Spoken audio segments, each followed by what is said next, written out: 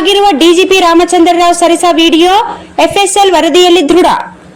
ಸೇವೆಯಿಂದ ಸಸ್ಪೆಂಡ್ ಆಗಿರುವ ಪೊಲೀಸ್ ಮಹಾನಿರ್ದೇಶಕ ಡಿಜಿಪಿ ಕೆ ರಾಮಚಂದ್ರ ರಾವ್ ಅವರು ಸಮವಸ್ತ್ರದಲ್ಲಿಯೇ ಕಚೇರಿಯಲ್ಲಿ ಮಹಿಳೆಯರ ಜೊತೆ ಸರಸವಾಡಿದ ವಿಡಿಯೋಗಳು ಸಂಪೂರ್ಣವಾಗಿ ಸತ್ಯ ಎನ್ನುವುದು ತನಿಖೆಯಲ್ಲಿ ದೃಢಪಟ್ಟಿದೆ. ಸರಸದ ವಿಡಿಯೋಗಳು ಡೀಪ್ ಫೇಕ್, ಎಐ ನಿರ್ಮಿತ ಅಥವಾ ಯಾವುದೇ ರೀತಿಯಲ್ಲಿ ಎಡಿಟ್ ಆಗಿರುವ ದೃಶ್ಯಗಳಲ್ಲ ಎನ್ನುವುದು ಶಾಖೆಯಲ್ಲಿ ಸಾಬೀತಾಗಿದೆ. ಸರಸದ ವಿಡಿಯೋಗಳು ವೈರಲ್ ಆಗಿರುವ ಸಂಬಂಧ ತನಿಖೆ ನಡೆಸಲು ಹೆಚ್ಚುವರಿ ಪೊಲೀಸ್ ಮಹಾನಿರ್ದೇಶಕ ಎಡಿಜಿಪಿ ಆರ್ ಹಿತೇಂದ್ರ ನೇತೃತ್ವದಲ್ಲಿ ರಾಜ್ಯ ಸರ್ಕಾರ ನೇಮಿಸಿದ್ದ 4 ಜನ ಐಪಿಎಸ್ ಅಧಿಕಾರಿಗಳು ವಿಸ್ತೃತ ತನಿಖೆಯನ್ನು ಕೈಗೊಂಡು ನೀಡಿರುವ 100 ಪುಟಗಳ ವರದಿಯಲ್ಲಿ ವಿಡಿಯೋಗಳ ಸತ್ಯಾಂಶ ಬಯಲಾಗಿದೆ. ಮಹಿಳೆಯರು ನಾಪತ್ತೆ ಪ್ರಕರಣದಲ್ಲಿ ಬಹುಮುಖ್ಯವಾದ ವಿಡಿಯೋದಲ್ಲಿರುವ 2 ಮಹಿಳೆಯರು ಘಟನೆ ಬೆಳಕಿಗೆ ಬಂದ ಬಳಿಕ ಸಂಪರ್ಕಕ್ಕೆ ಸಿಗುತ್ತಿಲ್ಲ. ಆದರೆ ಮುಂದಿನ ತನಿಖೆಗೆ ಅವರ ಹೇಳಿಕೆ ಅತ್ಯಂತ ಪ್ರಮುಖವಾಗಿದ್ದು ಅವರು ತನಿಖಾ ತಂಡದ ಮುಂದೆ ಹಾಜರಾಗಲೇಬೇಕಿದೆ.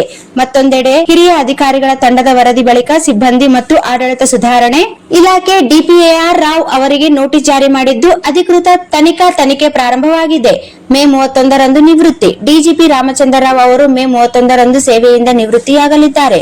ನಿವೃತ್ತಿ ಬಳಿಕವೂ ತನಿಖೆ ಮುಂದುವರೆದರೆ ಅವರ ಪಿಂಚಣಿ ಇನ್ನಿತರ ನಿವೃತ್ತಿ ಸೌಲಭ್ಯಗಳನ್ನು ತಾತ್ಕಾಲಿಕವಾಗಿ ಸ್ಥಗಿತಗೊಳ್ಳುವ ಸಾಧ್ಯತೆಗಳಿವೆ. ಅಸಭ್ಯ ವರ್ತನೆ. 2 ಮಹಿಳೆಯರೊಂದಿಗೆ ಡಿಜಿಪಿ ರಾಮಚಂದ್ರ ರಾವ್ ಅಸಭ್ಯ ವರ್ತನೆ ನಡೆಸುತ್ತಿರುವ ದೃಶ್ಯಗಳು 2016-17ರ ಅವಧಿಯಲ್ಲಿ ಬೆಳಗಾವಿ ವಲಯದ ಐಜಿಪಿ ಕಚೇರಿಯಲ್ಲಿ ಚಿತ್ರೀಕರಿಸಲಾಗಿದೆ ಎಂದು ತಿಳಿದು ಬಂದಿದೆ. ಇನ್ನು ವಿಡಿಯೋಗಳು ಹೊರಬಂದಾಗ ರಾವ್ ಅವುಗಳನ್ನು ಸಂಪೂರ್ಣವಾಗಿ ತಳ್ಳಿ ಹಾಕಿದ್ದರು. ಅವು ಮಾರ್ಫ್ ಮಾಡಲ್ಪಟ್ಟಿದ್ದು ಎಐ ಮೂಲಕ ಸೃಷ್ಟಿಸಲ್ಪಟ್ಟಿವೆ. ತಮ್ಮ ವಿರುದ್ಧ ಸಂಚು ರೂಪಿಸಲಾಗಿದೆ ಎಂದು ಆರೋಪಿಸಿ ಕಾನೂನು ಕ್ರಮ ಕೈಗೊಳ್ಳಲಾಗುವುದು ಕೂಡ ಎಚ್ಚರಿಕೆ ನೀಡಿದರು. ಕಾನೂನು ಕ್ರಮ ಕೈಗೊಳ್ಳುವುದಾಗಿ ಕೂಡ ಎಚ್ಚರಿಕೆ ನೀಡಿದ್ದರು. ಆದರೆ ಈಗ ಆ ವಿಡಿಯೋಗಳ ಅಸಲಿಯತ್ತು ಹೊರಬಂದಿರುವುದು ಅಮಾನತುಗೊಂಡಿರುವ ಡಿಜಿಪಿಗೆ ಸಂಕಷ್ಟ ತಂದಿದೆ.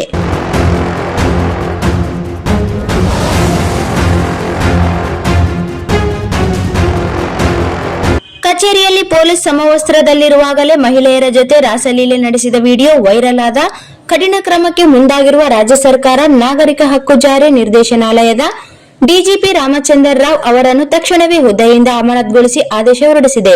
ನಿನ್ನೆ ಸೋಮವಾರ ಮಧ್ಯಾಹ್ನದ ಹೊತ್ತಿಗೆ 10 ದಿನಗಳ ಕಡ್ಡಾಯ ರಜೆ ಮೇಲೆ ತೆರಳಿದ್ದ ರಾಮಚಂದ್ರ ರಾವ್ ಅವರನ್ನು ರಾತ್ರಿ ನಡೆದ ದಿಢೀರ್ ಬೆಳವಣಿಗೆಯಲ್ಲಿ ಅಮಾನತುಗೊಳಿಸಿ ರಾಜ್ಯ ಸರ್ಕಾರ ಆದೇಶಿಸಿದೆ. ವಿಚಾರಣೆ ಇನ್ನೂ ಬಾಕಿ ಇರುವ ಕಾರಣ ಅಮಾನತುಗೊಳಿಸಿರುವುದಾಗಿ ಸರ್ಕಾರದ ಆದೇಶದಲ್ಲಿ ತಿಳಿಸಿದೆ. ಪ್ರಕರಣ ಹಿನ್ನೆಲೆ ಏನು? ಕಚೇರಿಯಲ್ಲಿ ಕುಳಿತು ಪೊಲೀಸ್